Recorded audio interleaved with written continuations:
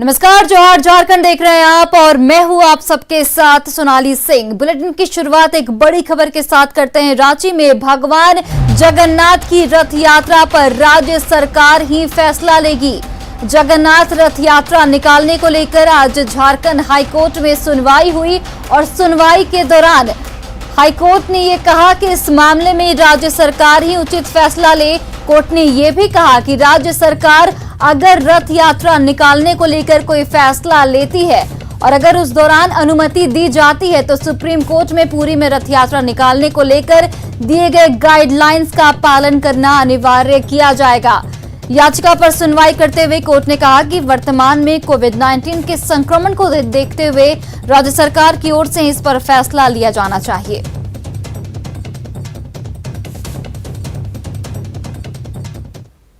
और देखिए, रांची में भगवान जगन्नाथ की रथ यात्रा निकालने को लेकर आज झारखंड हाईकोर्ट में सुनवाई हुई। सुनवाई के दौरान हाईकोर्ट ने ये साफ तौर पर कहा कि इस मामले में राज्य सरकार ही उचित फैसला ले।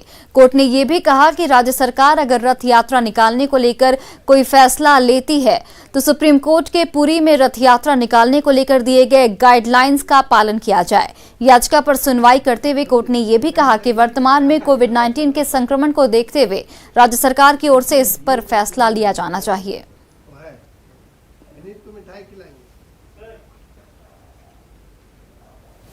अपना डंडी मारने का उपाय करता है।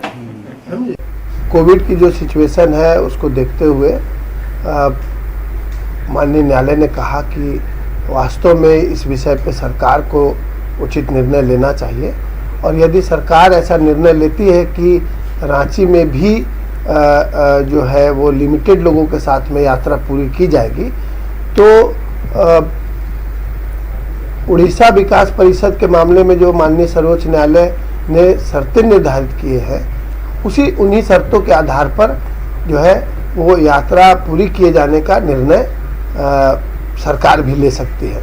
आज न्यायालय ने ये भी कहा कि चूंकि ऑर्डर निकलने में थोड़ा विलंब भी हो सकता है तो मौखिक तौर पे जो सरकारी अधिवक्ता उपस्थित थे न्यायालय के समक्ष उनको निर्देश दिया गया है न्यायालय के द्वारा कि वे जो है वो इस आदेश के बारे में सूचना देंगे राज्य सरकार को और राज्य सरकार समेकित तौर पर सभी विषयों को देखते हुए ऐसा निर्णय ले सकेगी कि ये यात्रा हो और यदि हो तो किन शर्तों के आधार पर हो।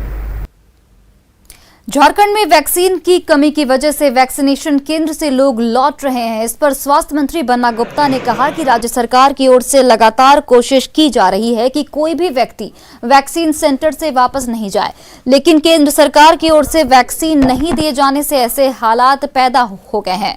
उन्होंने वैक्सीन को लेकर केंद्र पर सौतेले व्यवहार का आरोप लगाया है। बार बार अनुनय विनय करने के बाद भी केंद्र सरकार जिस तरीके से ऊंट के मुंह में जीरा वाली कहावत को चरितार्थ कर रही है और बहुत ही मिनिमम दिया जा रहा है जो हम लोगों के लिए बहुत ही अपने सेंटरों में नियमित चलाने के लिए नाकाफी है। और मैं बार बार अनुनय विनय कर रहा हूँ, एडवांस प्लानिंग भी भेज रहा हूँ, इसके बाद भी हमारे साथ सौतेला व्यवहार किया जा रहा है। धनबाद और रांची में 2 साल और 5 साल के बच्चे में कोविड के लक्षण पाए गए हैं। स्वास्थ्य मंत्री ने इस मामले में पूरी जानकारी से इनकार किया है। वहीं ये भी कहा कि अगर इस तरह के केस सामने आए हैं तो ये निश्चित तौर पर गंभीर मामला है। उन्होंने दावा किया कि कोरोना की तीसरी लहर का मुकाबला करने के लिए राज्य सरकार पूरी तरीके से तैयार है कि बच्चों को कोई और भी तरीके की प्रॉब्लम हो सकती है, लेकिन अभी ये कह पाना बड़ा कठिन है जब तक इसको हम विधिवत जांच नहीं करवा लेते हैं कि ये कोविड के 3rd वेव का नतीजा है या ये सामान्य कोई दूसरी बीमारी है। जब तक इसकी पुख्ता हमको जानकारी नहीं प्राप्त होगी इस विषय में कहना अभी उचित नहीं होगा। लेकिन फिर भी हम पूरी तरीके से सजग हैं और हम अपने पीक्यू को NICU हमारे चाइल्ड मदर यूनिट सारे पर काम कर रहे हैं और सारे पर काम करके हम जो है आगे बढ़ रहे हैं। झारखंड और ह्यूमन ट्रैफिकिंग का नाता पुराना है। इस दंश को मिटाने के लिए हर बार कवायद तो होती है, लेकिन ये दाग जड़ से नहीं मिट पाता। आज 26 बच्चियों को मानव तस्करों के चंगुल से रेस्क्यू कर रांची लाया गया। इनमें सबसे अधिक संख्या साहिबगंज की है, जहां से 10 बच्चियों का रेस्क्यू किया गया। बाल कल्याण समिति के सदस्य ने बताया कि इनमें से बच्चियों को 4 से 5 बार बेचा गया है। वहीं इन बच्चियों को शारीरिक के साथ साथ मानसिक रूप से भी प्रताड़ित किया गया है। उन्होंने कहा कि कई बच्चियों के परिवार वाले अब बच्चियों को रखना नहीं चाहते। ऐसे में बच्चियों के पुनर्वास की व्यवस्था भी की जा रही है। साथ ही बेहतर काउंसलिंग कर उन्हें मानसिक रूप से भी मजबूत किया जा रहा है। आपको बता दें कि इस साल अब तक 47 बच्चियों को मानव तस्करों के चंगुल से मुक्त कराया गया है। एक तो कहें तो दुर्भाग्य है कि हम लोग लगभग करीब 20 सालों से झारखंड की जो ट्रैफिकिंग की शिकार जो लड़कियां हैं और दिल्ली में गाय और बैल से कम कीमतों में बेची दी जाती हैं। माता पिता को पता भी नहीं होता कि हमारे बच्चे कहाँ हैं और किस परिस्थिति में हैं। ये सभी लड़कियां 2 साल 3 साल 4 साल 5 साल से जूझ रही थी और उसके बाद जो सूचना प्राप्त हुआ उस सूचना के आलोक में हम लोगों ने संबंधित जिले से सभी से राज्यों से अलग अलग राज्यों की कहानियाँ हैं। लोग समझते हैं कि जो नीडी है, जो ज़रूरतमंद है, उनको लाया जाए, उनको काम करवाया जाए। और बहुत दुख की बात है कि काम के साथ साथ उनके साथ वायलेंस भी किया जाता है, उनका शारीरिक शोषण भी किया जाता है। तो बहुत भोली भाली हैं यहाँ की बच्चियाँ, बहुत भोली भाली हैं और इस वजह से लोग इनका फ़ायदा उठाते हैं। कभी कभी ऐसा देखा गया है कि 2-2 साल से किसी कोठी में बंद है, उनको 1 रुपया वेजेस नहीं मिला है। और इधर गोड्डा में नई ट्रेन चलने की मांग पिछले दिनों से जोरों पर थी। इसे देखते हुए अब हमसफर के बाद गोड्डा को पैसेंजर ट्रेन की सौगात भी मिल सकती है। दरअसल कल ईस्टर्न मुख्य यातायात योजना प्रबंधक ने आसनसोल और मालदा डीआरएम को लेटर लिखकर इस बारे में जानकारी दी है। इस बारे में विस्तार से जानकारी दे रहे हैं गोड्डा से हमारे सहयोगी गौरव झा। गोड्डा में हमसफर के बाद दूसरी ट्रेन चलने की बात अब शुरू हो गई है। अब तक सिर्फ एक ट्रेन गोड्डा में चल रही थी, जो हमसफर नई दिल्ली हमसफर एक्सप्रेस थी। लेकिन मेरे हाथ में एक चिट्ठी है। ये चिट्ठी ईस्टर्न मुख्य यातायात योजना प्रबंधक ने आसनसोल और मालदा डिवीजन के डीआरएम को लिखा है। इस चिट्ठी में उन्होंने साफ तौर से दर्शाया है कि जो ट्रेनें भागलपुर बांका दुमका ट्रेन चलती थी, उसका विस्तार अब गोड्डा तक कर दिया जाए। इसका मतलब साफ है कि अब यहाँ से भागलपुर के लिए भी ट्रेन मिल जाएगी। कोविड का दौर जैसे ही खत्म होता है, उम्मीद ये जताई जा रही है कि गोड्डा से भागलपुर के लिए ट्रेन मिल जाएगी। पोड़ैयाहाट तक जो ट्रेनें आती थी उसे गोड्डा तक ला दिया जाए। इसके अलावा जो जसीडी और दुमका चल रही थी, उस दुमका से उस ट्रेन को गोड्डा तक ला दिया जाए। इसका साफ तौर से मतलब ये है कि अब कनेक्टिविटी गोड्डा की जो है वो जसीडी तक और भागलपुर तक हो जाएगी। भागलपुर बांका वाली ट्रेन लौटते वक्त जो कि भागलपुर से बांका तक आती थी, जब बांका से वो लौटकर पुनः भागलपुर चली जाती थी, तो उस ट्रेनों को बांका के बाद एक मरतबा उसे फिर से गोड्डा तक ला दिया जाएगा। हजडिया पोड़ैयाहाट के रास्ते गोड्डा तक ला दिया जाएगा। ये तमाम जानकारी थी जो हम आपके लिए लेकर आए थे। ये चिट्ठी के माध्यम से जो कल सूचना दी गई थी, उसी के आधार पर हम आपके साथ ये जानकारी साझा कर रहे थे। गौरव झा, न्यूज़ 18 गोड्डा। गिरिडीह में देवरी प्रखंड का नक्सल प्रभावित गांव हथगढ़ आज डायरिया की चपेट में है। गांव में 24 से अधिक लोग बीमारी से पीड़ित हैं, जिनका अलग अलग अस्पतालों में इलाज चल रहा है। बीमार लोगों में 3 लोगों की हालत बेहद गंभीर बताई जा रही है। बताया जा रहा है कि नदी का गंदा पानी पीने से डायरिया का प्रकोप बढ़ा है। लोगों का आरोप है कि गांव में शुद्ध पेयजल की कोई व्यवस्था सरकार की ओर से नहीं की गई है और यही वजह है कि डायरिया का प्रकोप लगातार बढ़ रहा है। वहीं बीजेपी ने राज्य सरकार पर हर मोर्चे पर विफल रहने का आरोप लगाते हुए हथगढ़ गांव में स्वास्थ्य शिविर लगाकर पीड़ित लोगों का इलाज करने की मांग की है। यहाँ 3 चापाकल, एक सौर ऊर्जा का पानी का व्यवस्था किया गया है, लेकिन ऊंची स्थान होने के चलते पानी में वहाँ थोड़ा लेयर कमी है, जिसके चलते पानी की व्यवस्था नहीं हो पा रही है और लोग नदी के पानी पी रहे हैं, जो पानी पीने के चलते वहाँ डायरिया की कहर हुई।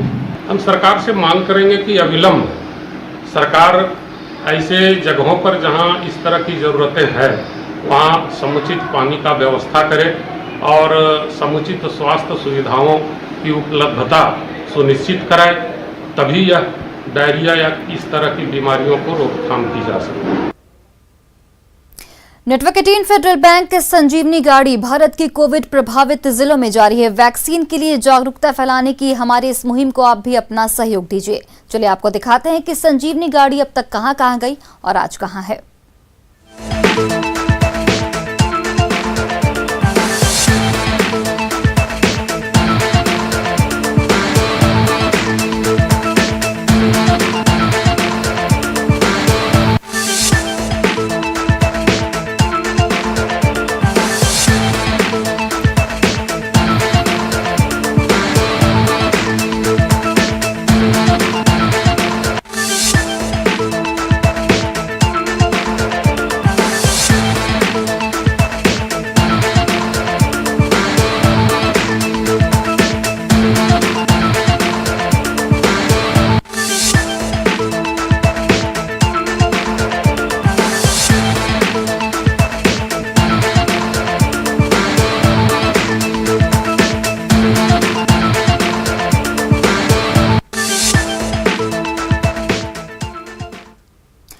पढ़ाई और परीक्षा दोनों जरूरी है, लेकिन जान से ज्यादा नहीं। ऊना स्थित हिमाचल विश्वविद्यालय के पीजी कॉलेज ने यह साफ कर दिया है कि परीक्षा वही देगा जो टीका ले लेगा, और यही वजह है कि छात्रों, शिक्षकों और कर्मचारियों के लिए कॉलेजों में वैक्सीनेशन के विशेष सत्र आयोजित किए गए हैं।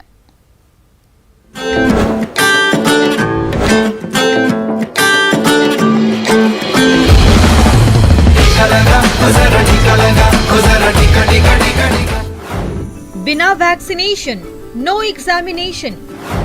टीका लगवाइए तभी परीक्षा देने आइए। बचाइए जान, यही सबसे बड़ा इम्तिहान। जो भी विद्यार्थी परीक्षा देने आएगा उसके लिए हमने कंपलसरी कर दिया है कि उसका जो है कम से कम फर्स्ट डोज जो है वैक्सीनेशन की हुई होनी चाहिए, अन्यथा उसको परीक्षा में जो है एंट्री नहीं मिलेगी। दो टुक बात, पहले टीका लगवाइए फिर परीक्षा देने आइए, क्योंकि सवाल जिंदगी का है और जान से बड़ी कोई जानकारी नहीं हो सकती। ये तस्वीरें ऊना की हैं। यहाँ पीजी कॉलेज सहित जिला भर के कॉलेजों में ही छात्रों के लिए वैक्सीनेशन का विशेष सत्र शुरू किया गया, ताकि परीक्षा के दौरान संक्रमण फैल न पाए, किसी को कोरोना का खौफ न सताए। क्योंकि स्टूडेंट्स की, टीचर्स की और अन्य स्टाफ की सेफ्टी को ध्यान में रखते हुए विभाग ने ये निर्णय लिया है कि जो भी विद्यार्थी या अध्यापक या दूसरा अन्य जो हमारा नॉन टीचिंग डिपार्टमेंट है, सभी को वैक्सीनेशन करवाई जाए। कॉलेज प्रबंधन ने जब टीकाकरण को अनिवार्य किया तो जिला प्रशासन ने भी जमकर साथ दिया। महीनों बाद शिक्षण संस्थान दोबारा खुल रहे हैं, इसीलिए वैक्सीनेशन के जरिए छात्रों को पहले ही सुरक्षित करना ही समझदारी है। वैसे भी जिले में आधे से अधिक योग्य आबादी को टीका लगवाया जा चुका है। जितने भी शिक्षा संस्थान है उनके जो टीचिंग, नॉन टीचिंग स्टाफ और जो फाइनल ईयर स्टूडेंट्स है उनको प्रायोरिटी दी गई है। उनका जो है हम कर रहे हैं और हम काफ़ी अच्छा कर रहे हैं और 58% जो है हमने फर्स्ट डोज जो है टारगेटेड पॉपुलेशन को दे दी गई। भविष्य सुरक्षित करना जरूरी है, लेकिन ये तभी मुमकिन है जब छात्र सुरक्षित हो, और तभी मजबूत होगा जब छात्र बेखौफ होकर पढ़े और खुद को गढ़े। Bureau report, news 18 network.